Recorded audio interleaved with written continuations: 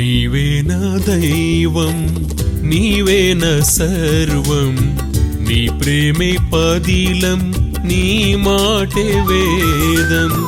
నీవే నా దైవం, నీవే నా సర్వం, నీ ప్రేమే పదిలం, నీ మాటే వేదం. వెదకెదను నిన్ను నేను నా యేసయ్యా, వెదకెదను నిన్ను నేను నా యేసయ్యా. వేకువనే స్తుతించెదను నీ నామమున్, వేకువనే స్తుతించెదను నీ నామమున్. నీవే నా దైవం, నీవే నా సర్వం.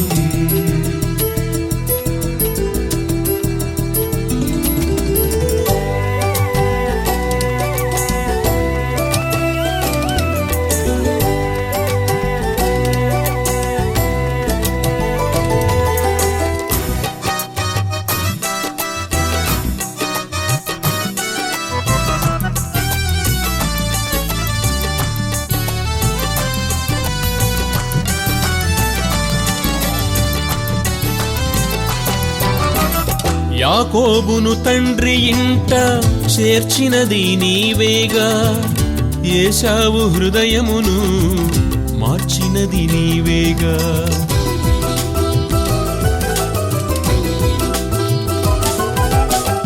యాకోబును తండ్రి ఇంట చేర్చినది నీవేగా, ఏశావు హృదయమును మార్చినది నీవేగా.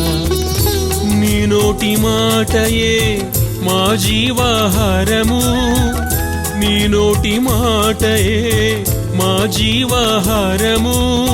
మధురమైన నీ ప్రేమే మా నిత్య జీవము, మధురమైన నీ ప్రేమే మా నిత్య జీవము.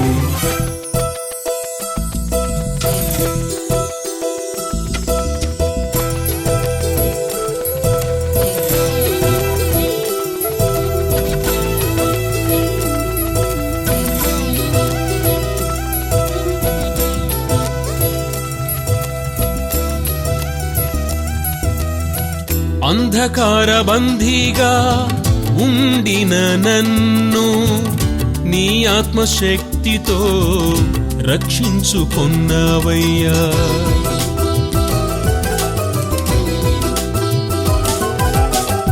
అంధకార బందీగా ఉండిన నన్ను నీ ఆత్మశక్తితో రక్షించుకొన్నావయ్యా. అర్పింతునయ్యా అనునిత్యము స్తుతులను, అర్పింతునయ్యా అనునిత్యము స్తుతులను.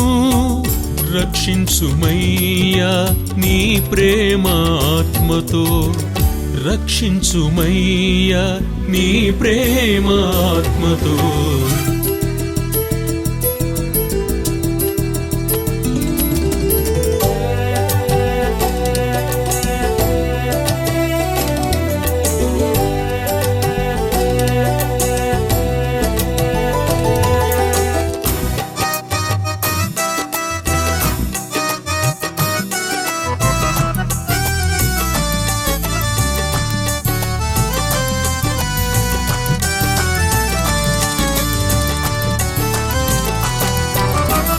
మంటి ఘటమునైన నాలో మహిమైశ్వర్యము నింపి, నీ మహిమ పాత్రగా నన్ను మలిచినవయ్యా.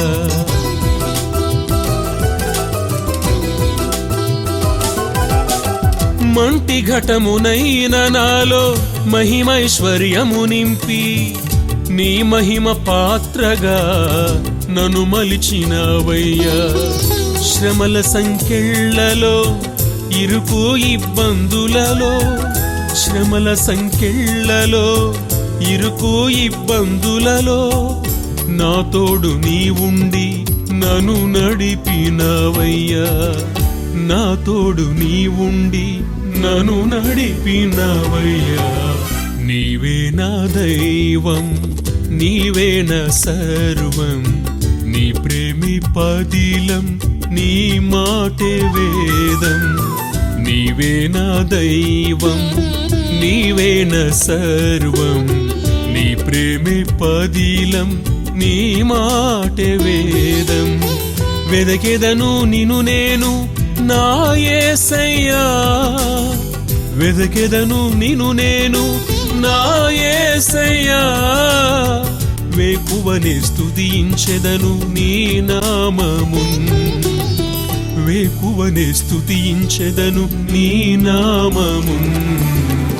నీవే నా దైవం, నీవే నా సర్వం. మీ అందరికీ నా హృదయపూర్వక వందనాలు. ఈ వాక్యాన్ని వీక్షిస్తూ అనేకులకు వాక్యాన్ని ఫార్వర్డ్ చేయించిన నా ప్రియ అక్కలకు, చెల్లెళ్లకు, దేవుని పిల్లలైన వారికి ప్రత్యేకమైన వందనాలు. నూతన సబ్స్క్రైబర్స్ కూడా ప్రత్యేక వందనాలు. నూతనంగా ఈ ఛానల్ వీక్షిస్తున్న బిడ్డలకు కూడా నా ప్రత్యేక ధన్యవాదాలు. దేవుడు మిమ్మల్ని, మీ కుటుంబాలను దీవించును గాక. ప్రియులారా, మనం ప్రతి వారం ఒక ప్రత్యేకమైన మాట మనం నేర్చుకుంటున్నాం. ఈరోజు యేసు ప్రభు వారికి ఒక లాస్ట్ టైం, అంటే యేసు ప్రభు వారికి సహాయం చేసిన వాళ్ళు నాకు తెలిసి ఎవరూ లేరు. మీకు తెలిసి ఏమైనా ఉన్నారా? ఎవరు? ఫిజికల్గా బాధలో ఉన్నప్పుడు యేసు ప్రభు వారికి హెల్ప్ చేసింది ఎవరంటే లాస్ట్ సహాయకుడు కురేనీయుడైన సీమోను. కురేనీయుడైన సీమోను గురించి రేపు వారం పూర్తిగా చెప్తా. ఈ వారం నేను చెప్పేది ఏంటంటే, ఈ మట్టలాదివారం సందర్భంగా ఆ కురేనీయుడైన సీమోనుకి 2 పిల్లలు ఉన్నారు.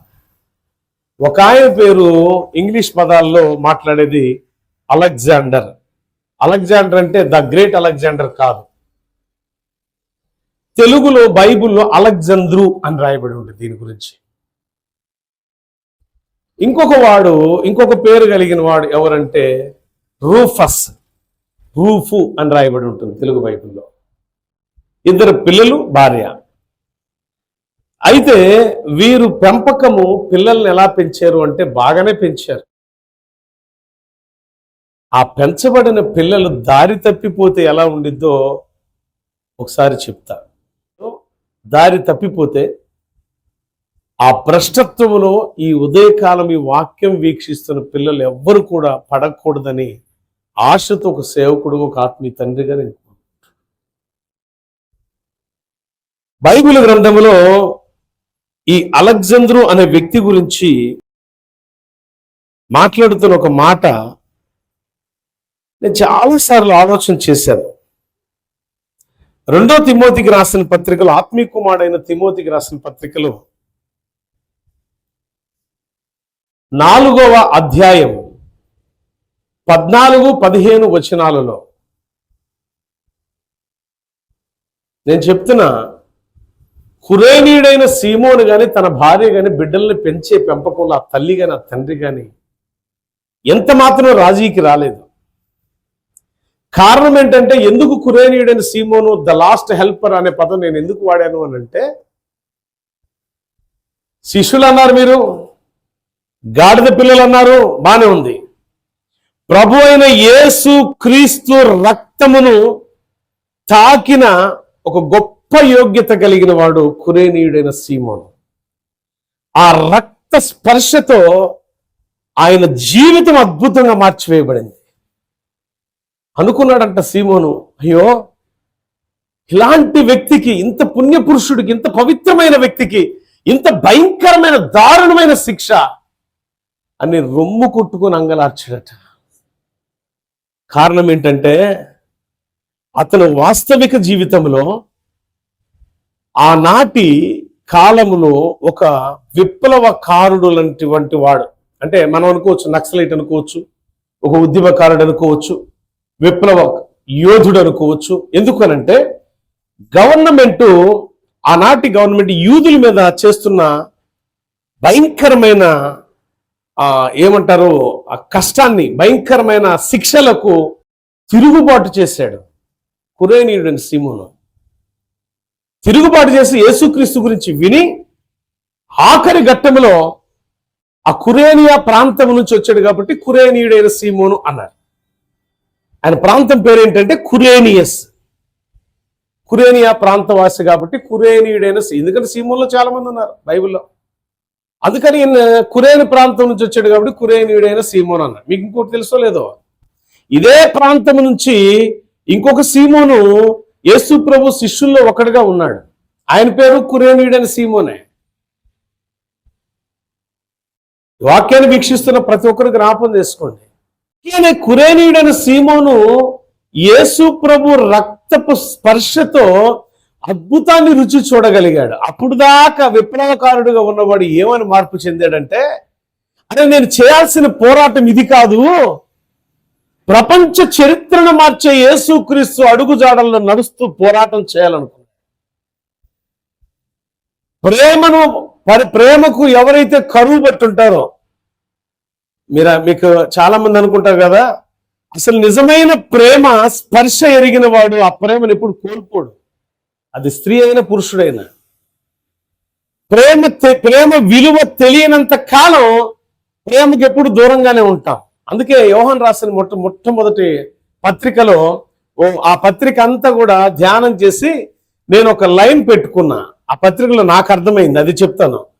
ప్రేమను ప్రేమగా ప్రేమించేవాడిని ఆ ప్రేమ ఎప్పుడు ప్రేమిస్తూనే ఉంటుంది. చెప్తారు మీరు ఒకసారి అది? అసలు నీ దగ్గర ప్రేమే లేకపోతే నీ బతుక్కి ఎవరి ప్రేమ దొరకలేక. మనం బైబిల్ గ్రంథం చదువుతూ ఉంటే ప్రేమ విలువ తెలిసింది.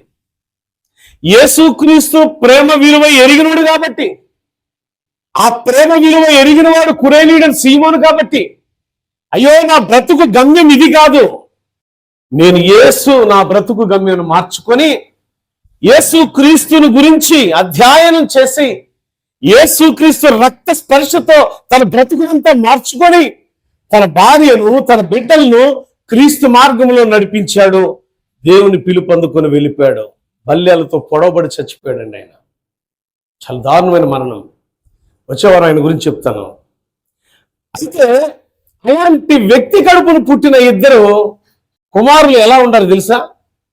దేవునికి విరోధంగా మారిపోయాడు ఒకడు. ఎవడు? అలెగ్జాండర్ అనేవాడు. పేరుకేం అలెగ్జాండర్, గ్రేట్ అలెగ్జాండర్ అన్నట్టుగా పేరు, గొప్ప పేరు పెట్టేశాడు.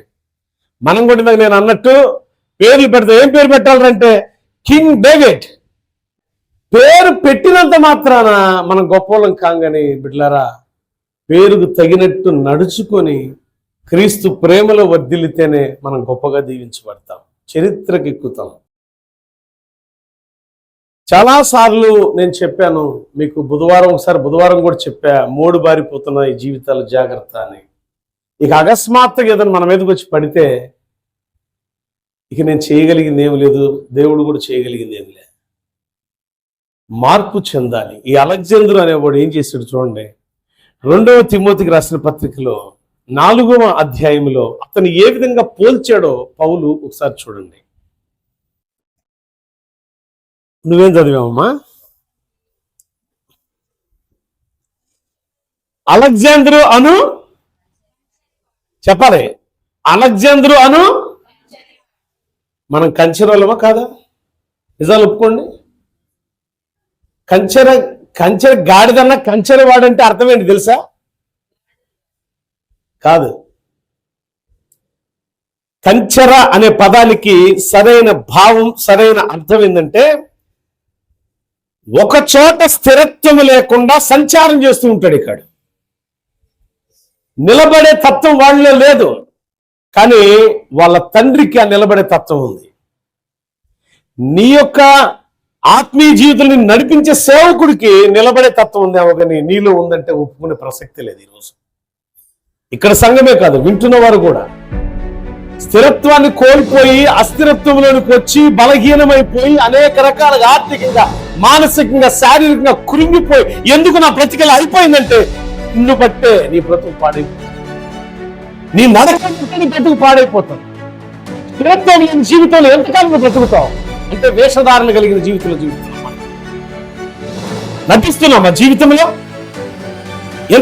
ఎవరిని ఈ విధంగా పోల్చలేదు భక్తుడు. ఎప్పుడు ఎవరిని కూడా ఇలా తిట్టాల, వాళ్ళ దేవునికి వాడికి అపవాదికి అప్పచెప్పేసి వదిలేసాయి. ఇలాంటి మనస్తత్వం కలిగిన వాళ్ళని అపవాదికి అప్పచెప్పామనే పదాన్ని వాడాడు, కానీ ఈ పదం వాడింది వీడు ఒక్కడికే.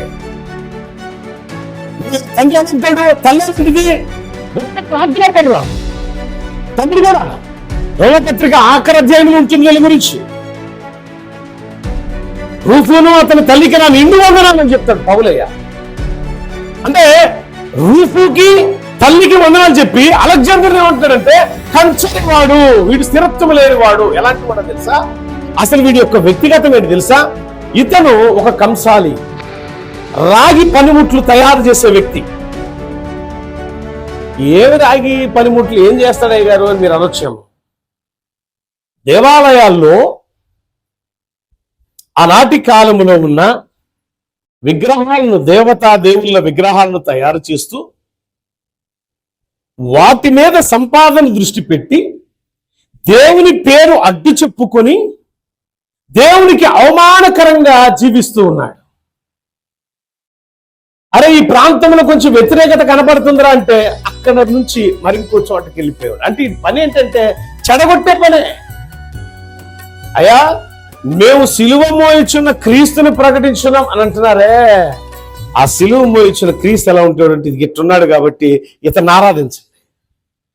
పర్ల ఏ బొమ్మకు ఆరాధించి పర్ల ఇటు చెప్పుకుంటూ, అంటే ఆత్మీయ జీవితములో చక్కగా పెంచబడి కేవలం డబ్బును ఆశించి పక్కదారి పట్టిపోయాడు.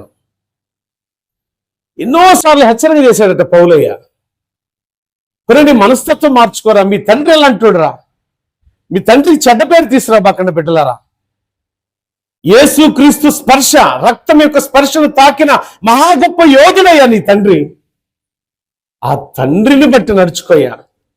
నీ సంఘ సేవకుడు ఎలాంటి వాడు, ఆ సేవకుని బట్టి నడుచుకోయా. ఎందుకు నువ్వు మార్గం తప్పిపోయావు? ఎందుకు నువ్వు దారి తప్పిపోయావు? ఏం ఆశించి దారి తప్పుతున్నావు? ధనం ఆశించా?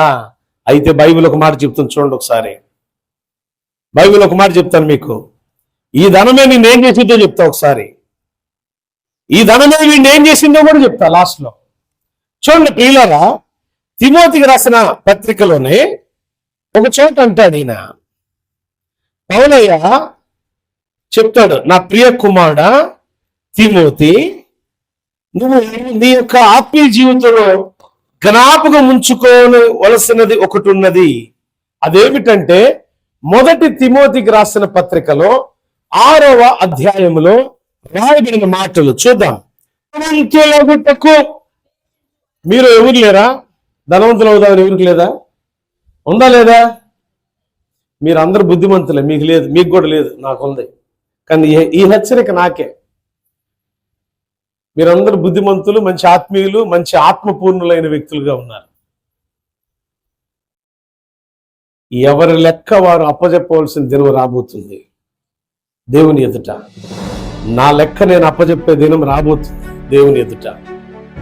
మీ లెక్కలు మీరు అప్పచెప్పాల్సిన దినము రాబోతుంది. ప్రియులారా, ఇక్కడ ఆత్మీయ కుమారుడికి ఒక తండ్రి హెచ్చరిక చేస్తున్నాడు. ధనవంతులై ఉండటానికి చెప్పాలా? ఎవరు కూడా వాడు ఒకవేళ ధనవంతులం అవుదాం, గొప్పవారు అవుదాం నువ్వు అనుకుంటే దేంట్లో పడతారంటే మొదట శోధనలో పడతారు, తర్వాత ఉరిలో పడతారు, తర్వాత అవివేకయుక్తములను హానికరములైన అనేక దురాశలలో. ఇక ఒకటి కాదండి, ఒక్కటి పుడితే చాలు పుండు. నీకు బాగా డబ్బు సంపాదిద్దాం, బాగా గొప్పలం అయిపోదాం, ఒక్క పుండు పట్టిందంటే చాలు, మామూలుగా ఉండదు. ఆ మధ్యకాలం ఒక పాట రాశాం గుర్తు, దేవాని సన్నిధిలో నే చేరి ఉండగా నా ఆర్తధ్వని వినుమా, నన్ను ఆదరించుమా. దేవాని సన్నిధిలో నే చేరి ఉండగా నా ఆర్తధ్వని వినుమా, నన్ను ఆదరించుమా. దేవాని సన్నిధిలో ఆర్థిక బాధలు నన్ను కృంగదీయగా ఆత్మీయ స్థితియే దూరమైపోయేను. ఆర్థిక బాధలు నన్ను కృంగదీయక ఆత్మీయ స్థితియే దూరమైపోయేను. నా స్థితి గమనించి నన్ను ఆదరించి నీ కృప సన్నిధిలో నిత్యానందమునిచ్చిన నా స్థితి గమనించి నన్ను ఆదరించి నీ కృప సన్నిధిలో నిత్యానందమునిచ్చిన దేవాని సన్నిధిలో నే చేరి ఉండగా నా ఆత్మధ్వని వినుమా, నన్ను ఆదరించుమా. దేవాని సన్నిధిలో ఏం చేసింది అంత ఆర్థిక బాధలు కృంగదీసి మనల్ని ఏం చేసింది? అది ఆర్థిక బాధలు నన్ను కృంగదీయగా ఆత్మీయ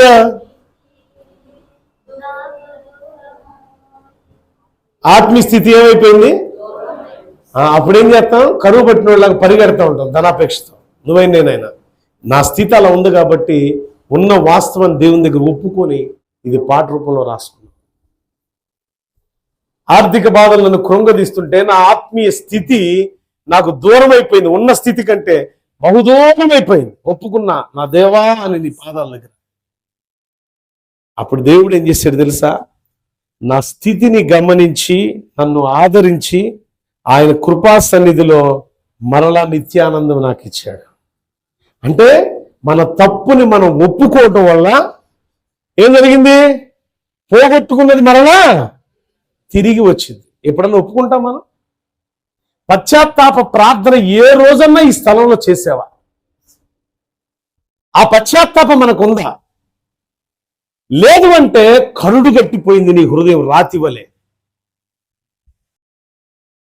ప్రియులారా, అలాంటి మనసు మనకు లేదు అంటే మన హృదయం ఎట్లా ఉందంటే కరుడు గట్టిపోయింది.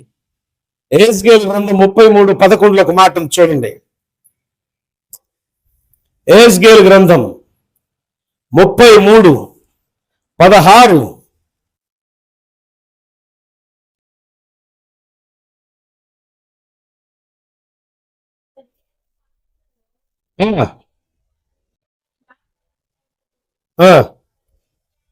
అది కాదక్క, 33:11 అక్క.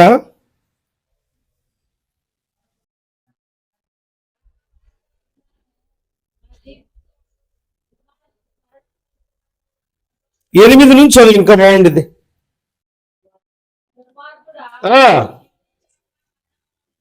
ఎవరంట? ఇప్పుడు ఈ కంచెర గాడిదని మనం చదువుకున్నాం చూసారా? దేవునికి దేవుని పేరు చెప్పుకొని ఎంత అవిధేయమైన క్రియలు చేస్తున్నాడంటే దుర్మార్గమైన క్రియలు చేస్తున్నాడు. వారి గురించి దేవుడు ఒక హెచ్చరిక ఏం చేస్తాడంటే ఇట్లానే చూడండి ఒక మాట.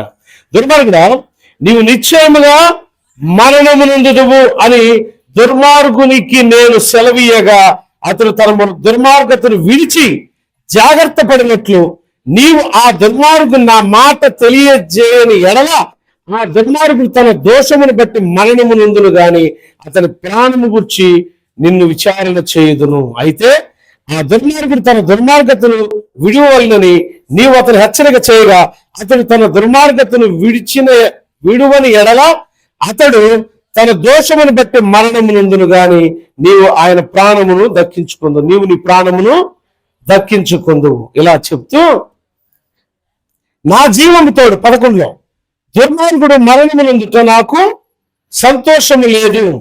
11 దుర్మార్గుడు తన దుర్మార్గత నుండి మరలి బ్రతుకుట వలన నాకు సంతోషము కలుగును. అంటే ఏం తెలుసా? ఇప్పుడు వరకు మనం తెలుసో తెలియక ఎన్నో దుర్మార్గమైన పనులు చేసాం, దేవునికి విరోధమైన.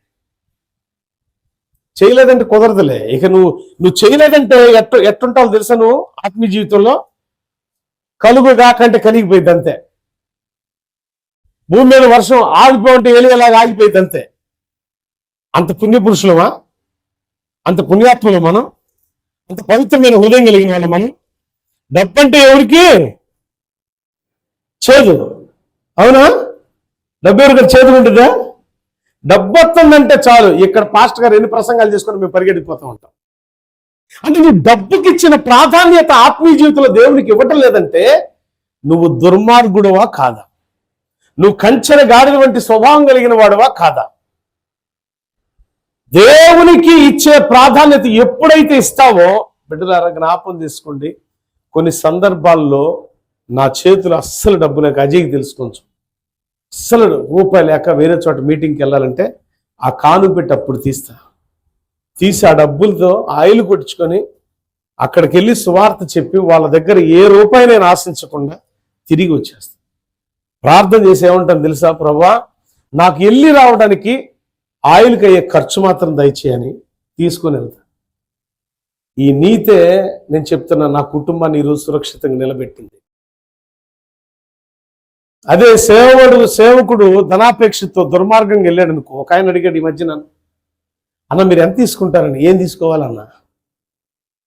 అదేనా మీరు వచ్చి ప్రసంగం చెప్తే ఎంత తీసుకుంటారు? నవ్వి, నేను వాక్యాన్ని అమ్ముకునేవాడిని కాదయ్యా, వాక్యాన్ని నమ్ముకుని బ్రతికేవాడిని, దేవునికి ఏం చెప్తే చేయాలి. ఆయన ఏమన్నాడు? నువ్వు ప్రతి నెలా మొదటి శుక్రవారం మాకు రావాలంట అయితే అంటున్నాడు. నన్ను ఏమైనా ఉత్త చదువుతో పంపిస్తున్నాడా? పంపిట్లా. పాపం తనకు కలిగిందేదో ఇచ్చి పంపిస్తూ ఉన్నాడు. దానివల్ల ప్రతిఫలం ఏంటంటే, నేను మొదటిసారి ఆ సంఘానికి వెళ్ళినప్పుడు కొంచెం తక్కువగా ఉన్నారు, అదే మన మందిరం అంత ఉండేది. రెండో పర్యాయం వెళ్ళినప్పుడు బాగా ఎక్కువైపోయారు, డబల్ అయిపోయింది. ఇప్పుడు మూడోసారి రేపు మొదటి శుక్రవారం వెళ్ళాలి అక్కడ. మీరు కూడా వస్తారా?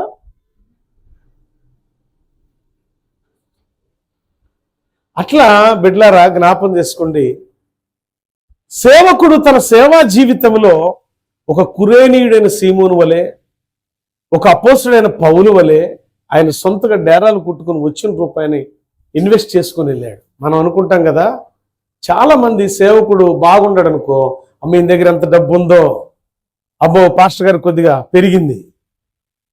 మీరు ఎవరు ఏమైనా అనుకొని, మాకు అది లేదు. ఆ ప్రేమ, ఈ ప్రేమ ఉందికి నేను మొదట చెప్పా, ప్రేమను ప్రేమగా ప్రేమించేవాడికి ఆ ప్రేమ ఎప్పుడు ప్రేమిస్తూనే ఉంది. ఆ ప్రేమ ఎప్పుడు మిమ్మల్ని ప్రేమిస్తూనే ఉంది. హృదయంలో ఉన్నదాన్ని ఎవడు చెడగొట్టలేడు. కాకపోతే ఏదన్నా మాట ఏమైనా అన్నావు అనుకో, అపార్థం చేసుకుంటే నేనేం చేయలేను దానికి. దేవుని దగ్గర లెక్కప్ప చెప్పాలి. సో పౌలు గద్దించినప్పుడు ఈ కంచెరవాడు అన్నప్పుడు, లేదా వాడు చేసే క్రియలను బట్టి, దుర్మార్గతను బట్టి హెచ్చరిక చేశాడు. కానీ మార్పు చెందల. హెచ్చరిక చేశాడు. తన తమ్ముడు మారిపోయాడు, రూఫు ఆయన మారిపోయాడు, వీడు మారిపోలే, అలెగ్జాండర్ మారిపోలా. పర్యవసానం దుర్మరణం పాలైపోయాడు. అసలు ఎక్కడ చచ్చిపోయాడు కూడా వీడు తెలియదు. ఎక్కడి నుంచి పుట్టాడు అంటే ఆత్మీయ జీవితంలో గొప్పగా ఎదుగుతూ వచ్చినాడే. చాలా మంది ఆత్మీయ జీవితంలో యేసుక్రీస్తు రక్తములో కడుగుబడి వాక్యములో ఉదక స్నానం చేయించుకోవడానికి ఇష్టపడరు. మేము బాప్తిసం తీసుకున్నాగా మాకు అన్నీ తెలుసులే అనుకుంటారు. కానీ దేవుడి దగ్గర ఒక లెక్క అప్పచెప్పాల్సిన దినం ఉంది. జాగ్రత్తగా ఉండాలి దాని విషయంలో మనం. చూడండి ఒకసారి ఏహెజ్కేలు గ్రంథము, ఏబు గ్రంథములో 21వ అధ్యాయం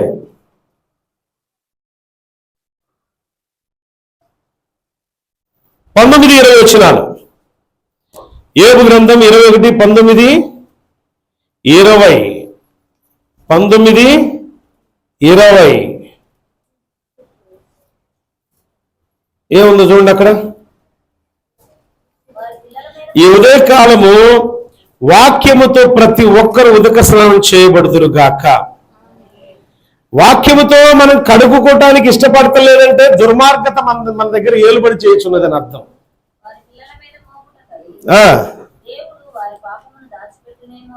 మనం అనుకుంటాం మన ఆలోచనలు ఎలా ఉంటాయి చూడండి ఒకసారి.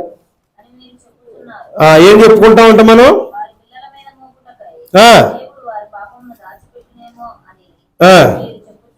ఇతరుల గురించి మనం చెప్తా ఉంటాం, అయ్యా నువ్వు చేసిన పాపం వాళ్ళ పిల్లల మీద పడేయడానికి దాచిపెడతారేమో, దేవుడు దాచిపెట్టాడేమో అనుకుంటారు.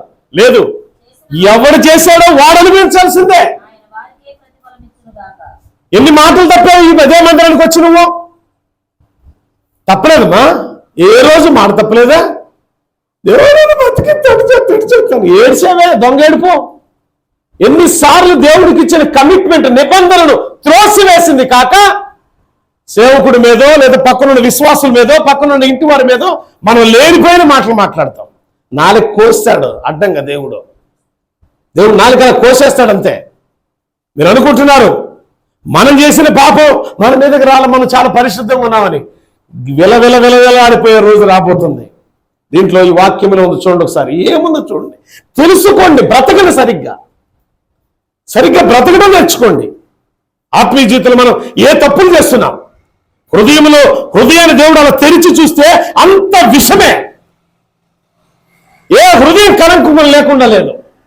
కలంకం లేని హృదయంగా నాది ఉండాలని దావీదు అన్నాడు. మనం అలా ఉండాలా మన బ్రతుకు కాలంలో.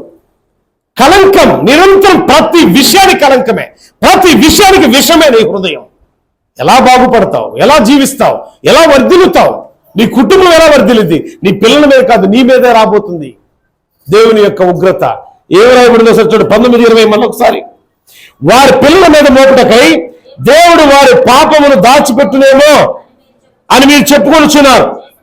చేసిన వారు దానిని అనుభవించినట్లు ఆయన వారికే ప్రతి ఫలము ఇచ్చునుగాక. వారే కనులారా తమ నాశనమును చూతురుగాక. నేను ఒక మందిరములో గత కాలంలో పరిచయం చేసిన దినాల్లో ఒక ఆయన పెద్ద ఆయన లాస్ట్లో ఎడవ కూర్చునేవాడు. ఎవరన్నా మందిరంలో తప్పు చేస్తే అరే మీకు దండం పెడతాను రా, అయ్యా అయ్యా అయ్యా అమ్మ దండం పెడతాను, నా బతుకి టైపోవడానికి కారణం ఇలాంటి చెడ్డ ప్రవర్తనే, మార్చుకోండి అని బతిరాడాడు పాప ఆయన. ఇప్పుడు లేడు, దేవుని పిలుపు అందుకుని వెళ్ళాడు. ఒకరోజు నేను కూర్చోబెట్టి, అయ్యా ఏంటి ఎప్పుడు ఇలా మాట్లాడతారని, ఆయన పేరు వద్దులే కానీ ఆయన పేరుతో నేను అనేవాడిని. ఏనాయనా ఎప్పుడు ఇట్లా అంటారేంటి, ప్రతి వారం ఇలా ఇంత పశ్చాత్తాపడుతున్నారు ఏంటంటే, నేను చేసిన దుర్మార్గం అంతా ఇంత కాదయ్యా, నా దేవునికి ఎంత విరోధంగా నడిచానో ఈ శిక్ష అనుభవించడానికి కారణం, ఈ రోజు నేను నడవలేకపోవడానికి కారణం ఇదేనయ్యా. నా బ్రతుకు ఇలా నా ఎదుట నా కళ్ళ ముందు నన్ను నేను క్షీణింపజేసుకోవడానికి కారణం నా ప్రవర్తనే, దుర్మార్గతే. ఎంత పశ్చాత్తాపడేవాడు, ఎంత ఏడ్చేవాడు. ఆయన బాధపడబాకండి ఆయన అనేవాడు. నేను ప్రార్థన చేసేవాడిని, స్వయంగా కల్లారా చూసా నేను. అక్కడున్న ఆ పెద్దలు కొంతమంది వాళ్ళు వీళ్ళు చెప్పేవాళ్ళు, అయ్యా ఆయన ఒకప్పుడు ఎట్లాంటి తెలుసా, ఎంత దుర్మార్గుడు తెలుసా, దేవుడికి ఎంత విరోధంగా నడిచినాడో తెలుసా ఆయన అని చెప్పేవాళ్ళు. మీరందరూ బుద్ధిమంతులు, మీరందరూ పరిశుద్ధులు నేను చెప్పడంలా. ప్రతి మనిషి జీవితంలో ఏదో ఒక లోపం, దేవునికి విరోధమైనది ఏదో నీ హృదయంలో ఉంది. ఆ చెడును చెక్కేసుకో, బాగుపడతావు. అనుకుంటే నీ పిల్లల మీదకి వచ్చేది కాదు ఇక్కడ, అది నాశనమే నీ మీదకి వస్తుందని చెప్తుంది బైబిల్. నా సొంత మాటలమ్మా భవాని. కనీసం మార్పు చెందొద్దా? మార్పు లేని మానవుండా తీర్పు దినం దాకోలేవురా. మీకు అర్థమయ్యే భాషలో, సోదరి తీర్పు దినము దాకోలేవురా. మనం చేసిన ఎన్ని పవిత్రమైనవి మనం అనుకోబాకండి. లెక్క చెప్పాల్సిన దినం వచ్చినప్పుడు ఆ లెక్కల్లో ఎంత లోపం ఉంటే అంత దౌర్భాగ్యమైన పరిస్థితిని మనం అనుభవిస్తాం. బిడ్డలారా, దయచేసి దేవునికి విరోధమైనది మీ దగ్గర ఏదుంటే దాన్ని విడిచిపెట్టండి. యెహెజ్కేలు గ్రంథం ఆఖరికి ఒక మాట చదివి నేను ముగించేస్తా. చూడండి 18, ఇందాక మనం చదువుకున్న 33లో కూడా అదే ఉంటుంది. యెహెజ్కేలు 18, 23, 24 ఒకసారి. ఆ తర్వాత ఒకళ్ళు అపోస్తుల కార్యాల గ్రంథం 19, 24, 25, 3వ యోహాను పత్రిక 1, 11, 12 చూడండి ఒకసారి. ఈ మూడు రెఫరెన్స్లతోనే క్లోజ్ అవుతుంది. 18, 23, 24 చదువుతుంది అక్క.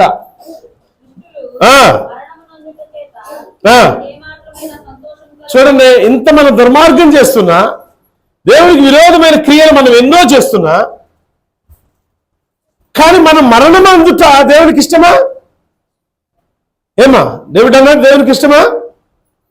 మనం దేవుడికి ఎంత విరోధంగా నడుస్తున్నామో, నువ్వే కాదు నేనైనా నువ్వైనా ఎవరైనా సరే నడిచే ప్రతి వ్యక్తి కూడా దేవునికి వాక్యమునకు విరుద్ధంగా నడిచే ప్రతి వ్యక్తి దుర్మార్గుడే.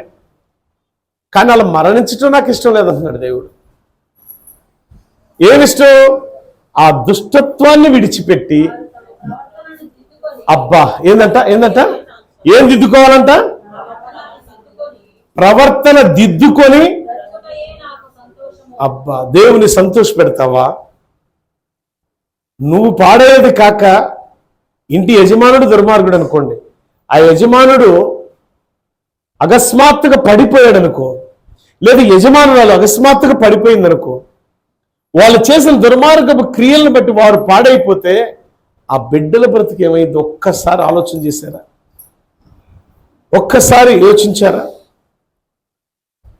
ఎందుకు చెప్తున్నానంటే ఈ మాట, మనం దేవుని పిల్లలు, మనలో ప్రేమ ఉండాలి తప్ప, మనలో సమాధానం ఉండాలి తప్ప, మనలో శాంతికరమైన మాటలు ఉండాలి తప్ప, మనలో ఆదరణకరమైన ఎదుటలను ఆదరించే ప్రవర్తన కలిగి ఉండాలి తప్ప, ఎక్కడ కూడా కోపం కానీ, ద్వేషం కానీ, అతిశయం కానీ, అహంకారం కానీ ఏ మాత్రం మనలో ఉండకూడదు. దీర్ఘశాంతం, దయాలత్వం, ప్రేమ, వాత్సల్యత నింపబడాలి మన హృదయాలు. అంత దుర్మార్గంతో నింపబడితే దేవుడు ఇంకా దుఃఖపడుతున్నాడు. ఆ దుర్మార్గాన్ని విడిచిపెట్టయ్యా, నీ ప్రవర్తన మార్చుకోబిడ్డా, నాకు సంతోషమయ్యా నువ్వు మారిపోతే అని చెప్తున్నాడు. చదవక్క.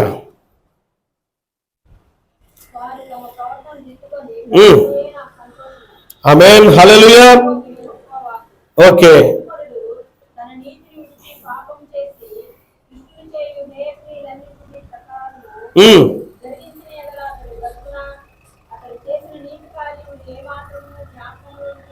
చూసారా? ఇప్పటి వరకు నేను చాలా పుణ్యమైన కార్యాలన్నీ చేశాను, పవిత్రమైన కార్యాలను నేను చేశాను. నా కార్యాలను బట్టి దేవుడు నాకు ప్రతిఫలం ఇస్తాడు. పొగరుతో, అహంకారంతో, అవివేకంతో, అజ్ఞానంతో, దుష్టత్వంతో మనం దేవుని దగ్గర అనుకోవచ్చు మనం. కానీ దేవుడు ఏమన్నాడు? అయ్యా ఒకప్పుడు నువ్వు నీతిమంతుడే కాదంటలా, ఇప్పుడు నీ దుర్మార్గమైన ప్రవర్తన నేను పాడు చేయబోతుంది, నువ్వు చచ్చిపోయినా నాకు ఇష్టమే అంటున్నాడు దేవుడు. ఎవరు నీతిమంతులుగా ఉండేది? నీతిమంతులుగా అని ఉన్నవాడు అంటే విశ్వాసులే. ఆ విశ్వాసికి తగినట్టు నడుచుకోకపోతే వాడు మరణించిపోయినా దేవుడు ఇంత కూడా బాధపడ్డంట. దుర్మార్గమైన ప్రవర్తనను ప్రవర్తిస్తున్నావు. మీలో ఇక్కడ కూర్చున్న వాళ్ళందరిలో మీరు అనుకోవచ్చు, ప్రతి వ్యక్తి గురించి నేను ప్రార్థన చేస్తూనే ఉంటాను. ప్రతి ఒక్కరు నా జ్ఞాపకం ఉంటారు. ఎవరు ఎలా ప్రవర్తిస్తున్నారో కూడా నాకు తెలుసు. మీరు అనుకోవచ్చు ఈయనకేం తెలుసులే, ముసలాళ్ళే పని. నేను ముసలాన్ని కావచ్చు, మీరు కుర్రోళ్ళు కావచ్చు, కానీ తెలుసు నాకు. ప్రతి గుండె చప్పుడు తెలుసు నాకు. దేవుడు తెలియపరుస్తూనే ఉంటాడు. కానీ ఏం జరగబోతుందో కూడా తెలుసు. జాగ్రత్త. ఆ దుర్మార్గమైన ప్రవర్తన వదిలిపెడతారా? నువ్వు బ్రతికితే నీ కుటుంబం బ్రతుకుతుంది, నువ్వు చస్తే నీ కుటుంబం అధోగతి పాలవుతుంది. జ్ఞాపం చేసుకో. 2 మాటలు. నీతిమంతుడు అయ్యుండి, నీతి ప్రవర్తన కలిగి ఉండవలసిన వాడు అయ్యింది, నీతి ప్రవర్తనకు తగినట్టు నడుచుకోవాల్సిన వాడు అయ్యింది, కంచెరగాడిద వంటి స్వభావం కలిగిన వాడు అలెగ్జాండర్ వలె నువ్వు ఎందుకు బతకాలనుకుంటున్నావు? ఇంకొక వ్యక్తి ఉన్నాడు, వాడు నీతిగా బ్రతికాడు, నీతి కోసం మరణించాడు. ఆయన ఆ వ్యక్తి పేరు ఇప్పుడు మేము పరిచయం చేసి నేను ముగిస్తా. దెమోత్రియు. చూడండి ఒకసారి 3వ యోహాను 1:11-12 ఓసారి చూడండి.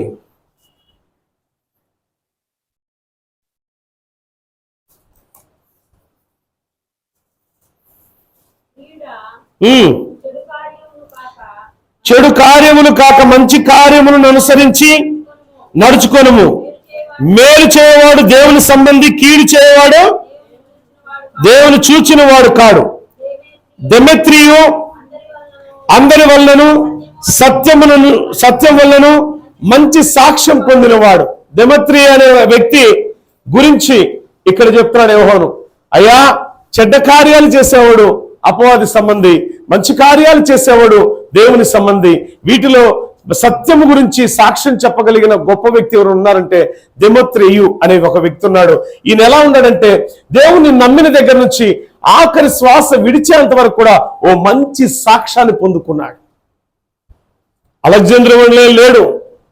అలెగ్జాండర్ దేవుని నమ్మాడు, కొంతకాలం గడిచాక చెడ్డవాడిగా మారిపోయాడు, దుర్మార్గుడిగా మారిపోయాడు, ప్రవర్తన మార్చుకోవాలి. అందుకే ఏస్కేల్ గ్రంథం మనం చదువుకున్నాం 18:23-24లో నీతిమంతుడు తన నీతి క్రియలు విడిచి దుర్మార్గతను అనుసరించి మరణించిన నేను పట్టించుకున్నానంటూ చెప్పాడు దేవుడు అక్కడ.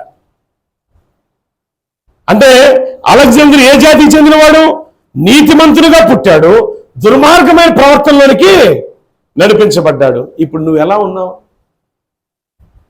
2 నిమిషాలు అందరూ మోకరించి ప్రార్థన చేయాలి ఈ వాక్యం తర్వాత. నీ ప్రవర్తనను అనుకోవచ్చు. నేను చెప్తున్నా దేవుని సన్నిధిలో నిలబడి ఒక సేవకుడిగా చెప్తున్నా. మీ అందరూ ఎలా ప్రవర్తిస్తున్నారో, ఎలా నడుస్తున్నారో మొత్తం తెలుస్తున్నారు. దేవుడు చెప్పాడు మోడుబారిపోతున్నారని. మోడుబారిపోయిన వృక్షం ఎందుకు పనికొచ్చింది బాబు? ఎందుకు పనికొచ్చింది? ఎండిపోయిన చెట్టు ఎందుకు పనికొచ్చింది? ఇదేంది? తీసేసి పొయ్యిలో నీళ్లు కాసుకోవడానికి పనికొచ్చింది అన్నది చెప్తున్నాడు అబ్బాయి. దేనికి పనికిరాదు అది. ఆకులు రాలిపోయినాయి, ఫలాలు లేవు, ఆకులు రాలిపోయినాయి, పచ్చదనం అనేది చిరిగిపోయింది. ఆ చెట్నింట్లో అబ్బా భలే ఉందని పూజలు చేస్తావు, దానికి నరికేస్తావు.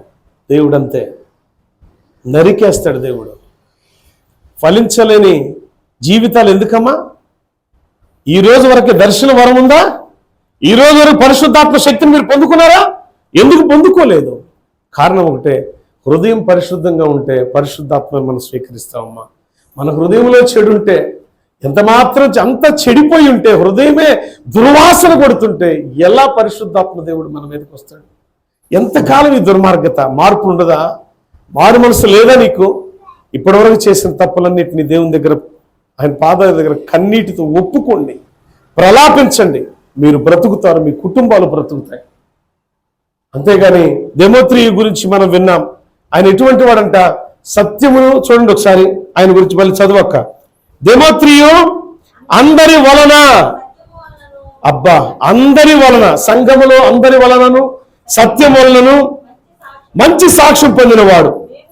మేము కూడా అతని సాక్ష్యము ఇచ్చుచున్నాం. మా సాక్ష్యము సత్యమైనది, నీ వెరుగుదువు. దేవునికి స్తోత్రం, హల్లెలూయా. అలెగ్జాండర్ గురించి ఎన్నో మాటలు ఉన్నాయి. ఇంకా వాడు ఎంత దుర్మార్గం చేశాడో, ఎంత దుర్మార్గమైన పనులు చేశాడంటే, రోమాపత్రికలో ఒక పదం చదువుకొని క్లోజ్ చేద్దాం.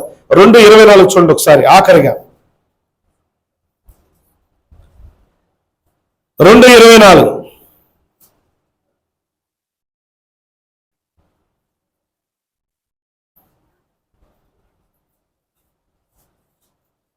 నేను సేపు తీశారు, మీకంటే ముందు నేనే తెస్తాను అనుకుంటా.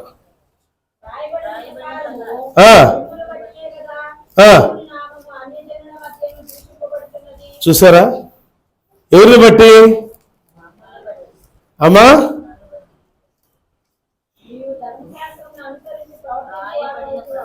మళ్ళీ చదివక్కది, వాళ్ళకి అర్థం కాల మన వాళ్ళకి.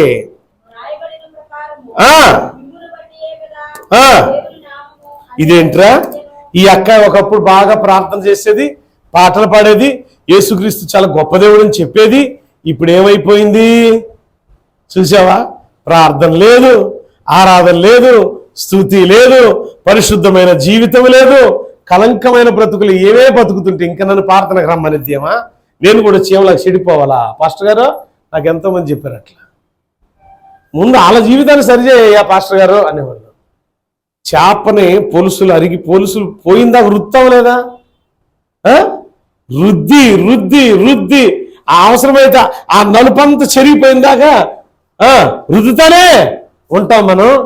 ఆత్మీయ జీవితంలో సేవకుడు కూడా రుద్దాలని చూస్తూ ఉంటాడు. కానీ రుద్దించుకోవడానికి ఆ చేపలు జారిపోతుంటే ఏం చేస్తాం బాబు? ఏమో చేయగలుగుతావా? ఏమనుకుంటా తెలుసా, అసలు ఈ పాస్టర్ గారి కంటే నాకే ఎక్కువ భక్తి ఉండిద్ది, సేవకుడి కంటే నాకే ఎక్కువ భక్తి ఉండిద్ది అనుకుంటూ ఉంటాం మనలో మనమే. ఎందుకంటే పాస్టర్ గారు తెలియదు సరిగా, నాకు అన్నీ తెలుసు అక్కాయ్, కానీ నేనంటే పాస్టర్ గారు ఫీల్ అయిపోతాడు దెబ్బకి కదా మా జయమ్మ, అంతేనా? ఆయనే ప్రార్థన చేస్తాడు, 2 నిమిషాలు చేస్తాడు. మా చెప్తే మేమైతే గంటల గంటలు అమ్మా అయ్యా ఏసయ్యా కన్నీరు మున్నీరై పారేటట్టు సాపలని తడిసిపోయేటట్టు ప్రార్థన చేస్తాం. కానీ ఒక్క పని జరగట్లేదు. కానీ ఆయనకి ఎందుకు జరుగుతుంది? ఏదో ఉంది మొత్తానికి మాయ.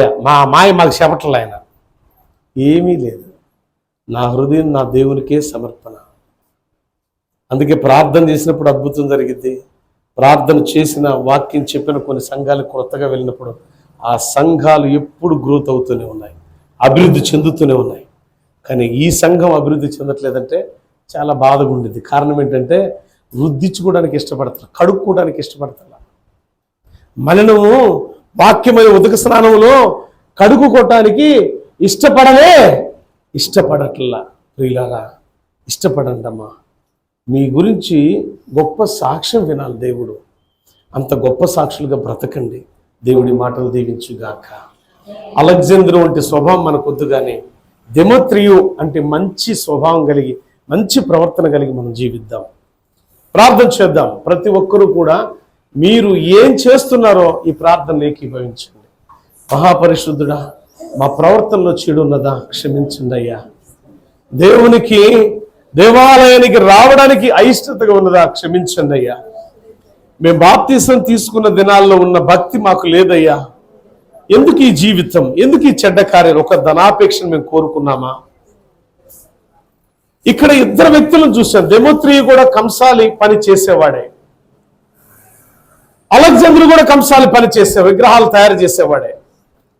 కానీ ఇద్దరిలో గొప్ప మార్పు ఏంటంటే దెమేత్రియులో మార్పు ఉంది, అలెగ్జాండర్ సోదరుడైనటువంటి రూఫులో మార్పు వచ్చింది. కానీ మాలో కూడా మార్పు రావాలయ్యా. దుర్మార్గుడు తన దుర్మార్గతను విడిచి నీ తట్టు తిరుగుతా నీకు ఇష్టం కదా. నీతిమంతుడు నీతి క్రియలు నీతి ప్రవర్తన విడిచిపెట్టి దుర్మార్గతను అనుసరిస్తే మరణమవును అని చెప్పి సెలవిచ్చావు. ప్రభువా, మేము ఏ స్థాయి దిగజారిపోయాం ఆత్మీయ జీవితంలో. ఒకప్పుడు ప్రార్థన చేస్తే మాకు దర్శనాలు ఉన్నాయి, ఒకప్పుడు ప్రార్థన చేస్తే నీ స్వరాన్ని మేము వినగలిగే వాళ్ళం. ఇప్పుడు ఎంత ప్రార్థన చేసినా రావట్లేదంటే మా హృదయాలు చెడిపోయినాయా, చెడ్డ హృదయాలుగా మా హృదయాలు ఉన్నాయా ప్రభువా. అందుకే నువ్వు మాకు రిప్లై ఇవ్వట్లేదా? క్షమించండి, మన్నించండి, కరుణించండి, కృప చూపండి. మోడుబారిపోయిన మా జీవితాలను చిగురింప చేయండి స్వామి, సహాయం చేయండి స్వామి. నీ కరుణ కలిగిన హస్తం మా పక్షాన చాచి మేలు చేత మమ్మల్ని ఆనందింప చేయండి. ఇన్నాళ్ళు మేము అనుకుంటున్నాం మేము చేసిన దుర్మార్గ పనులను బట్టి శిక్ష మా బిడ్డల మీదకి వస్తుందని. బిడ్డలే కాదు ప్రభా, ఎవడు దుర్మార్గతను చేస్తే వాడి మీదకే శిక్ష వస్తుందని. ఎవరి లెక్క వారిదే ప్రభా. నీ సముఖంలో ఒక దినం లెక్క అప్పచెప్పవలసిన వారమే ఉన్నామని వాక్యం సెలవిస్తుంది. రోమా 14:12 చెప్పావు. ఒక దినం లెక్క అప్పచెప్పాల్సిన పరిస్థితి. వాని క్రియలను బట్టి వారు లెక్క అప్పచెప్పవలసిన వారైనారని. క్షమించండి అయ్యా. బాప్తీసం తీసుకుని నీకు మహిమకరంగా జీవించాల్సిన మేము అయ్యా, ఇక్కడ ఉన్న వ్యక్తుల్లో కొందరికైతే అసలు దేవాలయంకు రావడానికి, అడుగులు వేయడానికి కూడా ఇష్టం లేదు. ఎంత దుర్మార్గం! దేవుని పేరు చెప్పుకొని దేవుని బిడ్డలని చెప్పుకుంటున్నారు, కానీ దుర్మార్గం అది. దేవాలయంలో అడుగు పెట్టడానికి గంట ప్రార్థన చేసే కూడా చేయలేకపోతున్నారు. కారణం వారి ప్రవర్తన ఎంత దుర్మార్గంగా ఉంది. డబ్బు మీద ఇచ్చిన ప్రాధాన్యత, చిల్లు పట్టిపోయే ధనం మీద ఇచ్చే ప్రాధాన్యత ఆత్మీయ జీవితానికి ఇవ్వలేకపోతున్నారు. ఎన్నో పర్యాయాలు మా జీవితాన్ని సరిచేసావు. నీ బిడ్డల జీవితాన్ని కూడా ఒక్కసారి సరి చేయండి అయ్యా. ఆ పాపం అనే మురికి కోపం నుంచి, ధనాపేక్ష అనే మురికి కోపం నుంచి, అసూయ ద్వేషాలనే మురికి కోపం నుంచి, విద్వేషాలని మురికి కోపం నుంచి, పగలు ప్రతీకారాల మురికి కోపం నుంచి, పాపయుక్తమైన ప్రతి మురికి కోపం నుంచి యేసు నామమున ప్రతి బిడలకు విడుదల దయచేయి. ప్రతి కుటుంబాన్ని ఆశీర్వాదకరంగా మార్చండి. నూతన సబ్స్క్రైబర్స్ దీవించండి. నూతనంగా వీక్షిస్తున్న వీక్షకులను దీవించండి. ఈ వాక్యాన్ని వీక్షిస్తూ అనేకులకు ఫార్వర్డ్ చేస్తున్న బిడ్డలను దీవించండి. ఈ వాక్యాన్ని వీక్షిస్తున్న సమయంలో ఎవరి కుటుంబంలో ఎటువంటి ఆందోళన ఉందో, ఎటువంటి సమస్య ఉందో, ఎటువంటి అనారోగ్యం ఉందో ప్రభువా, ప్రతి ఆర్థిక, మానసిక, శారీరకమైన ప్రతి క్రియల నుంచి విడుదల దయచేయండి, స్వస్థతలు దయచేయండి, బిడ్డలకు వివాహాలు దయచేయండి, బిడ్డలకు మంచి ఉద్యోగాలు దయచేయండి, మంచి వ్యాపారాలు దయచేయండి, మంచి వ్యవసాయమును, పంట పొలాల సమృద్ధిని నీ బిడ్డలకు అనుగ్రహించి చేతి పని వారికి తగిన పనిని దయచేసి నీ కృపా నీడలో సర్వ సమృద్ధిని దయచేయను. దెమోత్రియ వలె ప్రభువా, మంచి కార్యములు చేసే వ్యక్తులుగా మేము ఉండాలి. ఏ వ్యక్తి హృదయాన్ని మేము గాయపరచకూడదయ్యా. నిరంతరము గాయపరుస్తున్నాం మా మాటల చేత. క్షమించండి స్వామి. ఏ హృదయాన్ని మేము గాయపరచకూడదు. నీ బిడ్డలైన వారు ఏ హృదయాలను గాయపరిచే మాటలు మాట్లాడరు. నీ బిడ్డలైన వారు ప్రేమతో ఆదరిస్తారు. నీ బిడ్డలైన వారు ప్రేమిస్తారు. నీ బిడ్డలైన వారు ఆదరణ కలిగి ఉంటారు. నీ బిడ్డలైన వారు సమాధాన పడతారు. నీ బిడ్డలైన వారు శాంతి మార్గంలో నడవడానికి ఇష్టపడతారు. నీ బిడ్డలైన దీర్ఘ శాంతం కలిగి ఉంటారు. నీ బిడ్డలైన వారు దయాలత్వం కలిగి ఉంటారు. నీ బిడ్డలైన మేము ప్రభువా అట్టి క్రియలలో పాలుభాగస్తులుగా మమ్మల్ని చేయండి. దెమోత్రియ వలె సత్యం వలన మంచి సాక్ష్యం పొందుకున్న వారిలో, అది అందరి చేత సత్యమును బట్టి మంచి సాక్షిగా మేము బ్రతకాలి. అట్టి ధన్యత మాకు దయచేయమని యేసు నామమున అడుగుచున్నాను తండ్రి, amen. God bless you all. దేవుడు మిమ్మల్ని మీ కుటుంబాలు దీవించుగాక. ఆమేన్.